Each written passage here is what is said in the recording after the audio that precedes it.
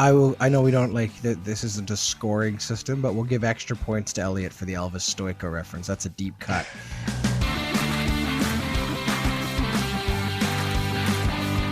Hello, welcome back to Hat Trick. Jordan Deller-Coltman, Elliott Tanti, Braden Deller-Coltman with you. We took a week off last week.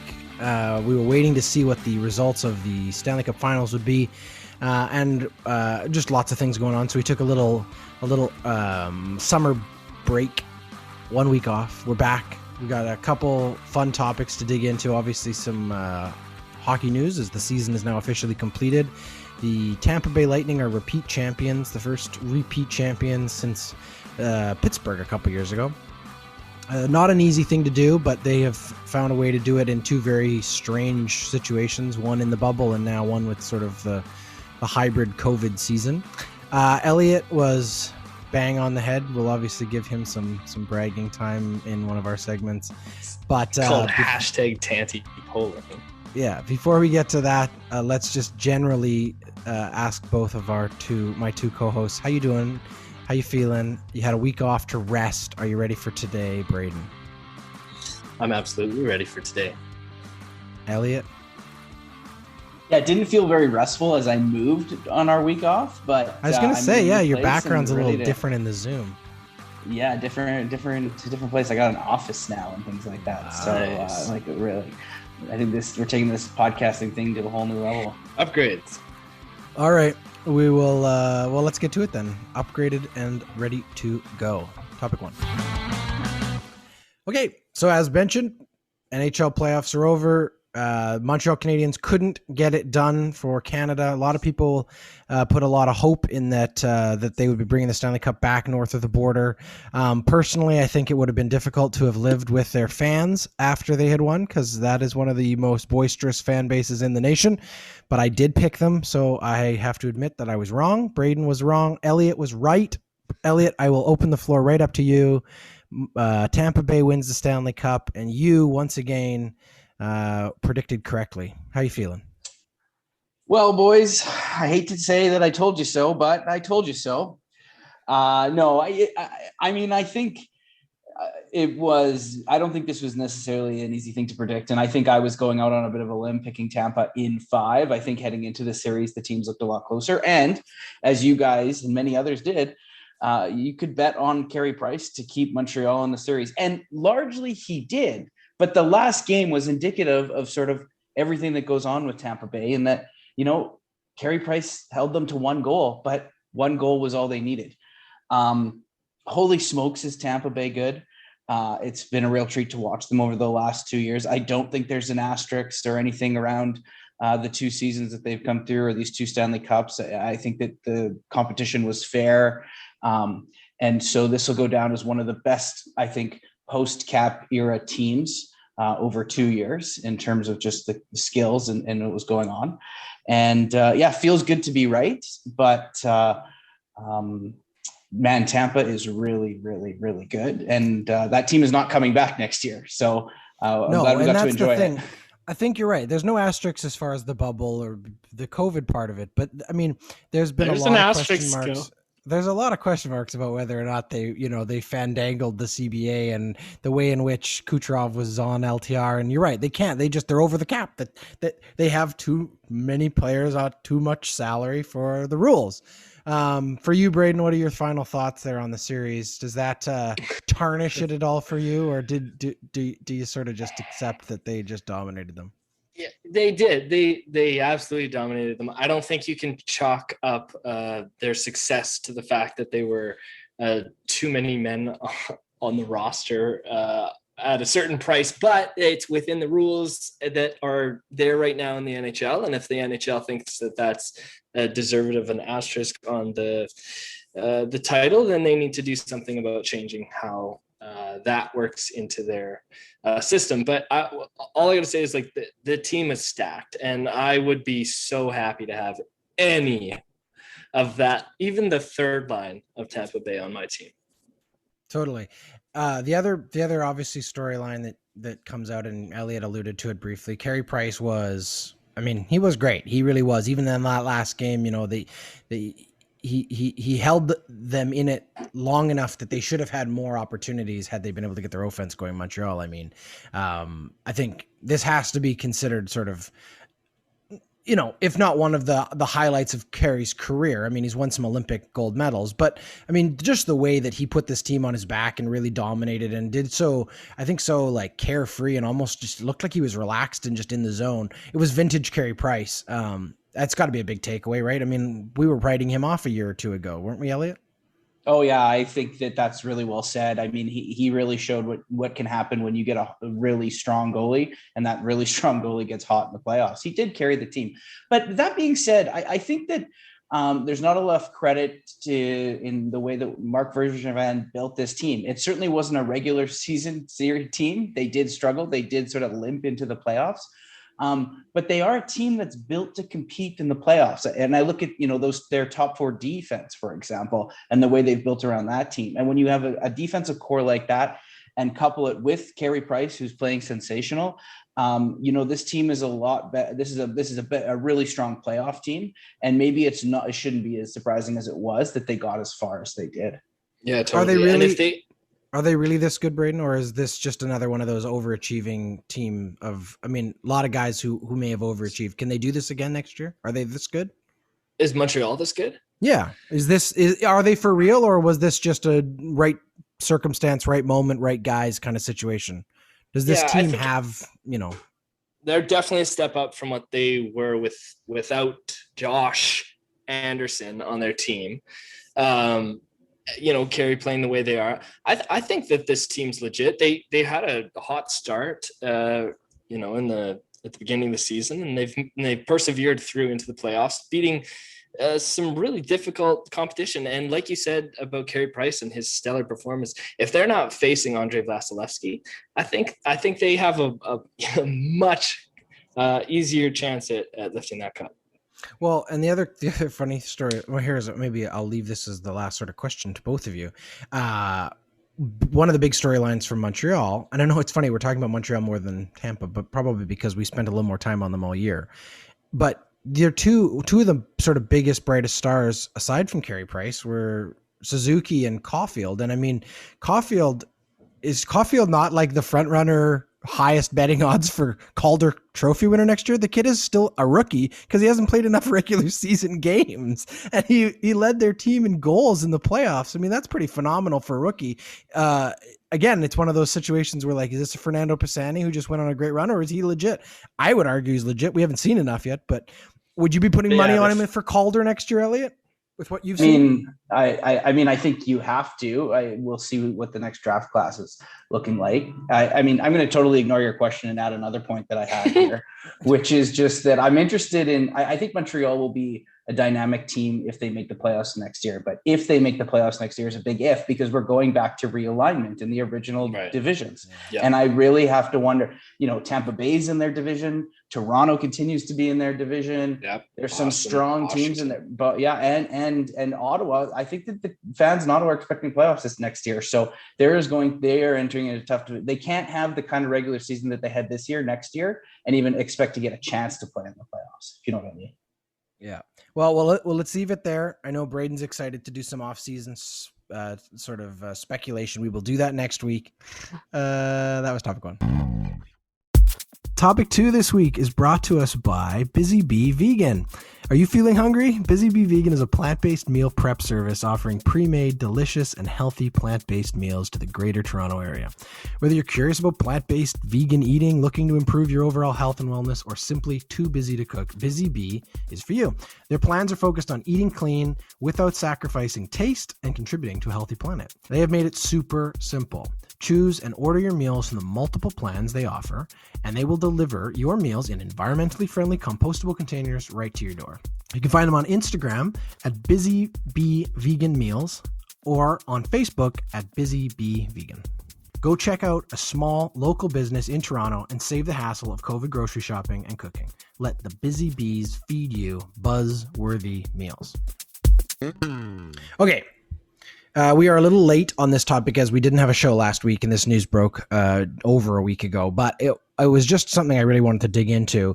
USA sprinter Sha'Carri Richardson has been pulled from the USA Olympic team after qualifying well enough to have made the Olympic team. She should have been on the 4x100 relay, and she's an incredibly fast woman for America. She was, every indication was she was going to be on the Olympic team after all of their trials.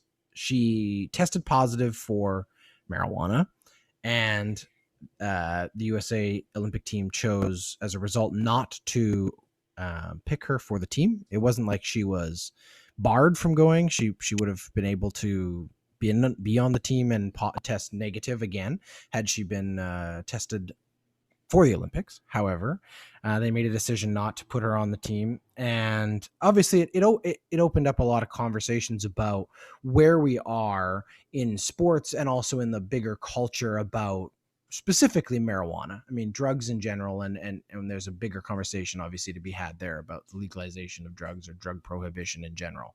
However, this was marijuana. In the state she lives in, California, it is legal, and the majority of U.S. states, if they haven't already legalized it, are beginning to have those ballot initiatives come up more and more frequently. We're seeing it becoming more and more frequent. There's a conversation about it and then obviously we live in the country of Canada where it's completely legal. It's regulated, but it's legal. An athlete would test positive for it, would only be banned from their sport if their sport itself had a rule. Here's the thing. When you look at marijuana specifically, obviously there's a big question mark. Is it a performance enhancing drug, or are we still trapped in an old fashioned notion about drugs in general, the sort of relics of the war on drugs, and also just the idea that doping in sports has become such a hot topic and hot button issue that we sort of have this knee-jerk overreaction in sort of a broad stroke, and we are not yet to the nuances of the specific things. That's what I wanted to talk about specifically.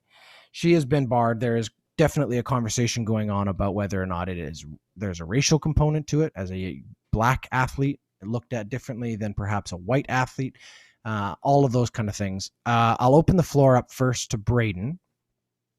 What were your thoughts when you first heard about this? I thought it was a joke. She describes the fact that she had smoked some marijuana to deal with the loss of her mother, which is, I guess it doesn't matter in testing. You can choose to use drugs or not. But in terms of its like, I guess the performance enhancing part is the thing that I get caught up on. We talked about sticky substances in the last episode.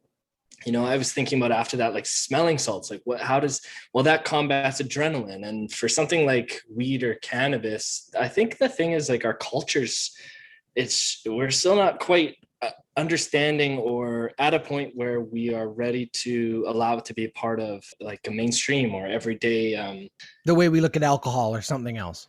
I guess so. Yeah, I guess so. In terms of its relationship to how we use it, I think we're not quite there yet, and that's the only thing that I can think of that's holding this whole thing up. Elliott, thoughts? Yeah, a couple things. You mentioned race and the fact that she's a woman at the end of your intro. And I mean, like, there's a very clear example of unequal treatment. I mean, Mike Phelps had a whole thing where he was smoking cannabis and caught doing it, and he was treated very differently. Now, was that in the lead up to Olympics? No. There's a little bit more TMZ-ish nature to that whole thing. He was already a star and had already competed, so things are a little bit different. But in terms of just treating people differently, it seems to me that it's very clear that there's inconsistencies in terms of how the U.S. Olympic team is dealing with issues of testing positive for THC, and it seems to me to be at least partially racially motivated. I don't know a lot about the details of this. Of course, I heard the story. I guess my feeling is, of course, cannabis is legal in California, but I feel like the U.S. Olympic team has been really clear about that it's not an appropriate substance to be using if you want to be on their team. And I don't think they've ever waffled on that position. And so as an athlete, months before about to perform in a major event, I think you have to, respect the guidelines of the organization with which you're supposed to be, which will be picking you. And I think that there was a mistake made here. Does it mean that she shouldn't compete? Absolutely not. I think the punishment far outweighs the crime, but a mistake was made here. Well, I think the thing for me is it comes back down to a bigger conversation about sort of the policing of sports. And obviously this always seems to come up when it comes to the Olympics, because we have such a variety of sports and therefore such a variety of opportunities for doping or opportunities for cheating that we don't when you're dealing with a specific, a singular sport in a singular league. There's specific sort of different factors, let's put it that way. There's so many more different types of sports that need different kinds of treatment and all these kind of things. You end up with athletes who have used like a specific type of ointment for saddle sores because they're riding bicycles that turns up on a drug test or whatever. And what I guess I'm trying to say is the Olympics but that's what I agree with you. It isn't performance enhancing, but what is the it bigger then? piece of it. Why is it there? This is what I'm going to say. I think it's a bigger culture of the anti-drug part of it, the anti-doping part of it, and the casting of a very wide, indiscriminate net, trying to show that we have, like Elliott said, we have these rules and we have to follow these rules. But just because you have rules doesn't mean that those rules are good, not that they make sense, and that we have bigger problems with it. The other kind of controversy that was happening around the same time as this is two other female athletes had been barred from their Olympic organizations, one of them being Canadian. In fact, pardon me, both of them were Canadian. One of them was a basketball player who had been a part of the women's basketball team, and the second was the second ranked women's boxer in the world who's Canadian. Both of these athletes were being told they couldn't participate at the Olympics because of the fact that they were mothers for different reasons. One of them, the woman on the basketball team, needs to be able to breastfeed her child. Japanese organizers said she wasn't allowed to bring her infant into the country because of their COVID rules. So she could come into the country as an athlete, but if she was going to come to the Olympics, she wouldn't be able to therefore breastfeed her 6-month-old daughter, and she had to make the decision whether or not that she was comfortable with that. She chose originally to say, no, I'm not going to go to the Olympics then. I need to be there for my child. Luckily, again, they changed their policy on that after some pressure from the IOC. The second one being the second-ranked women's boxer in the world had not qualified for the Olympics because they chose not to do trials. They chose instead to go back to a specific time before COVID and look at everyone's rankings from fights during that window. Well, she happened to be on maternity leave during that specific window. Had she been allowed to compete in an Olympic trial, as she had thought would be the case prior to COVID, she would have qualified for the Olympics. So they barred her from going originally because they said she hadn't qualified. Well, she's the second ranked women's boxer in the world. It's wrong. And it's, again, something a man or a male athlete would never have been subjected to. I'm not saying this is a gender thing specifically, but there are a lot of dumb rules is what I guess I'm saying. And when it comes to marijuana, I think that it's time for the International Anti-Doping Agency, the doping agencies at all of these, for all these countries, the United States, Canada, to start really going back to the specifics of these cases. And instead of just having these blanket catch-all rules, to start to break them down and actually have conversations case by case about the severity of the offense and the actual intent of the rule. Because if the rule is there simply to make it, impossible for anyone to ever do drugs, well, it gets very complicated when, again, drugs become legal or drugs become, I guess that's where I come down on it is. It's just, if you're just going to throw a wide net to catch everybody, it's no different than mandatory minimums and the other problems we had during the war on drugs. And this is just a relic of that. Yeah. Well, you see the NBA. The NBA this year, they completely removed their testing on marijuana specifically because they actually had said because of the pandemic and the stress that was induced on a lot of people from that experience, knowing that this was something that a lot of their players decided that they could use to medicate with. Also knowing that there's nothing.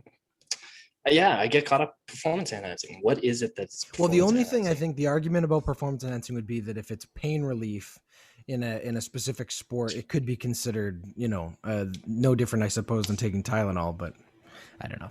It is it's a bit perplexing. I will agree with that. Any last thoughts, Elliott?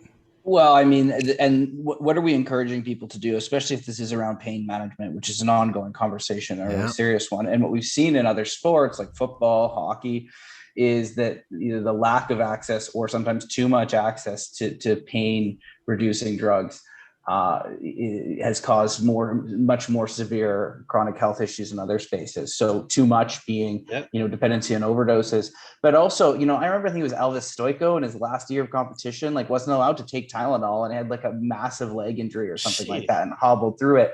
And it was sort of like, what the hell are we doing here? Let's just figure out what is good pain management, what's not, what we're going to allow, what we're not going to allow. I mean, this is so complicated because the other thing with the Olympics is you get interwoven, like this is a decision made by the American Olympic body, but there's the International Olympic body that has different rules and standards and expectations as well too, and trying to find alignment. And then you've got, all the different countries that are competing. So this is a complex issue. I'll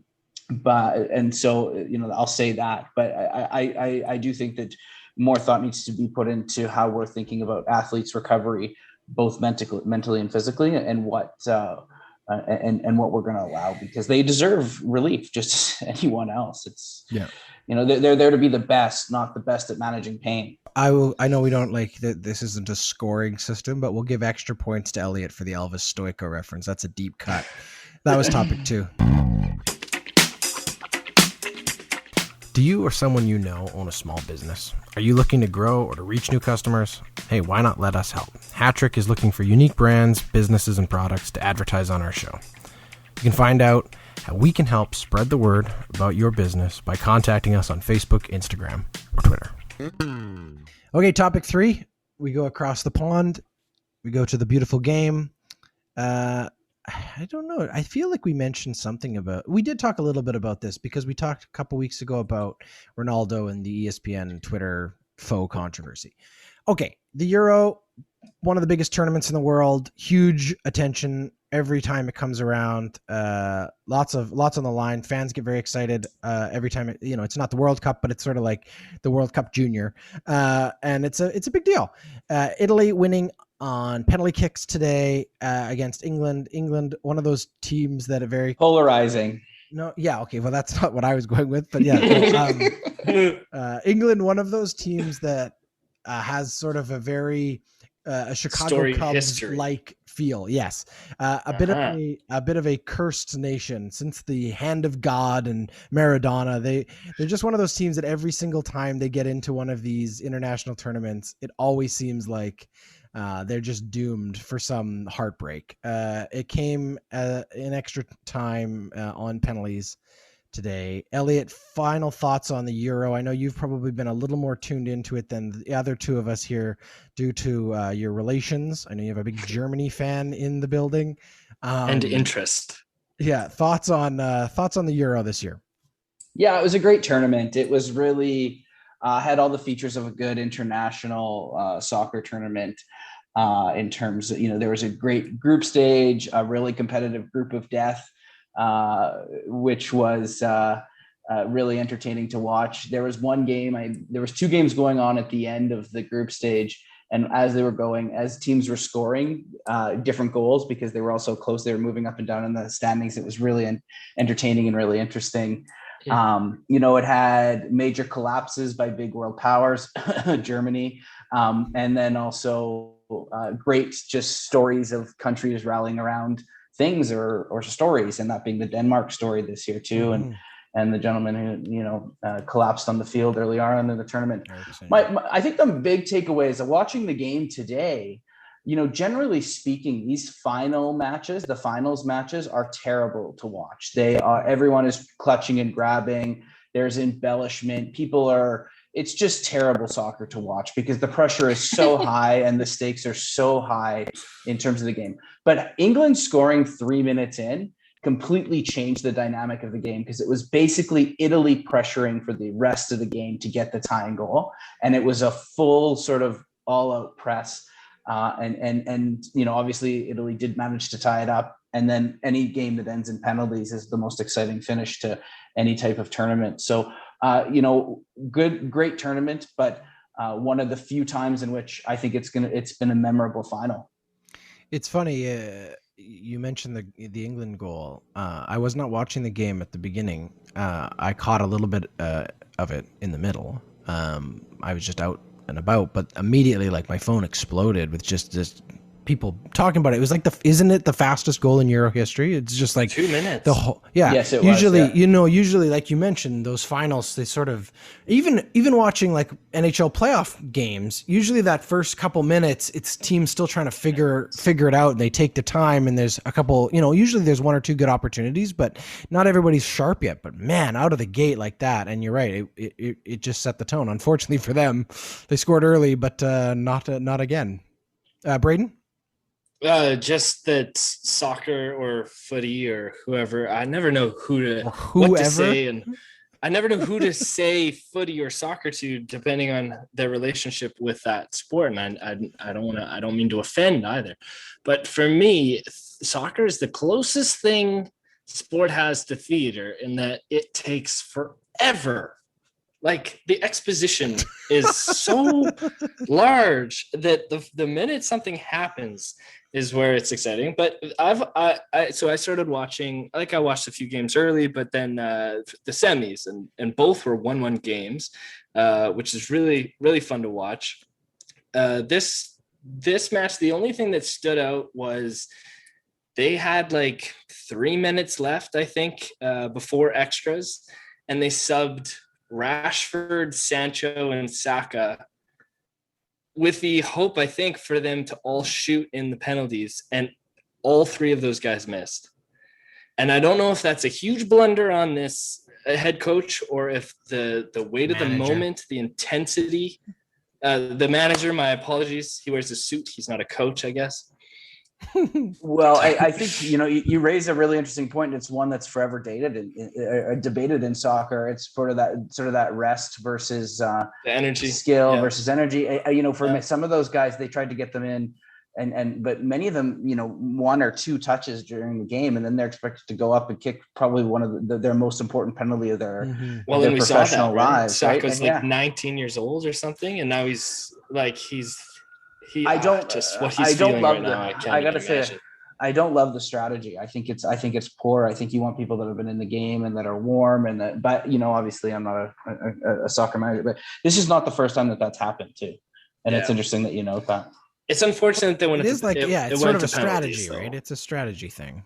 Different managers have different things. But you want would they just play forever? Is that the worry, that they're just going to play forever and they'll cramp and die and the game won't ever finish? Like, penalties. What do you mean, instead of taking? Oh, I see. Instead of the play, like, for me in soccer, it's so much more exciting than like when you have to finish an international hockey game in a shootout. I don't know. Wouldn't why, it be awesome if soccer better. was the same way that hockey shootout was, where they had to like dribble? But you don't have guys. Yeah, you don't have substitutions. They're like running full tilt at the goalie. Oh, I see. Awesome. You know what they did? Here's a funny thing. We're over time here, and this is not Euro related, but that they did do that in the first couple of years of the MLS when they were trying to be like the different North American league. They had like hockey style penalty kicks at the end of games, so the guys would pick up the ball. Was the net the same size? Yeah. They wouldn't be all the way to center, but they'd pick the ball up outside the box, and they could charge in at the goalie. And there was no penalty mark. They could shoot from anywhere, and the goalies were allowed to charge out at them. Amazing. It was pretty ridiculous. There's some good highlights of it on YouTube. Because typically you have to stay on your goal line until the player kicks the ball. And you're really guessing. I can tell you, you're really guessing. As a keeper, like I only had to face one penalty shot. I think I played a couple years of high school soccer, but I only ever faced one penalty shot, and it is 100%. You're just like, okay, I'm going to go this way. You're just guessing. The guy's right-legged, and you're hoping that he's not a good shot, and you just get lucky. And if the guy's good, it's way different skill-wise than. But you know what? I thought that as well until I saw the Italian goaltender, because even in the semis, he was making big stops in the penalties. Like, he's exceptional. He's exceptional. Unreal. 3 stops. Made me think of one other thing, Braden. That we had what you brought up. We don't see a lot in other sports, and hockey being the NHL with shootouts now to finish games. It's very common to see shootouts, but you don't see a lot of like gamemanship or strategy there. I do, however, remember in the first or second year that the shootout came in, there was a lot more creativity. I don't know if you remember this.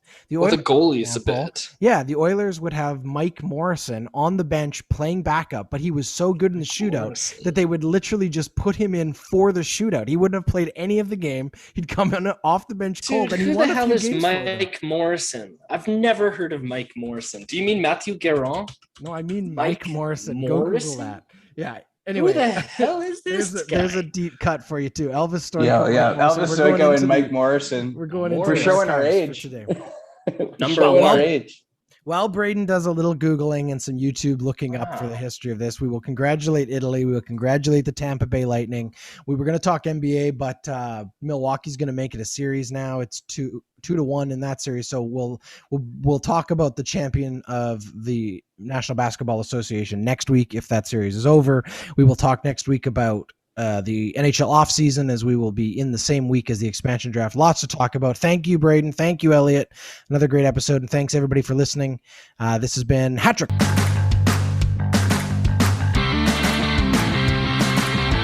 Hat-Trick is a member of the Ordinary Podcasting Network.